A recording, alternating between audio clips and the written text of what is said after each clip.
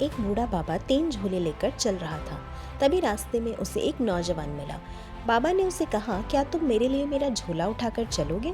मुझे पहाड़ के पार गांव में जाना है। मैं तुम्हें इसके बदले 2 सिक्के दूंगा। लड़का मान गया। देखने में लड़का भला लग रहा था। बाबा ने सबसे भारी झोला उसे दे दिया और 2 छोटे झोले खुद पकड़े। काफी दूर चलते चलते लड़के ने पूछ ही लिया, बाबा इनमें क्या है?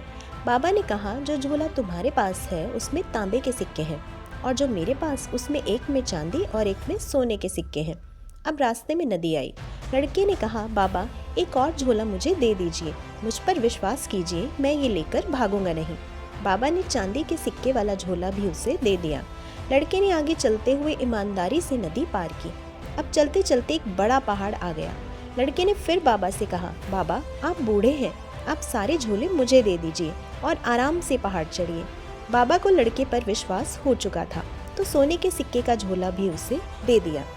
अब वो ठहरा जवान पहाड़ तेजी से चढ़ रहा था। बाबा ने कहा, तुम अपनी गति से चढ़ते जाओ, मैं धीरे धीरे आ रहा हूँ, तुमसे ऊपर आकर मिलता हूँ। लड़का अब ऊपर पहुँच गया, पर बाबा अभी काफी दूर थे।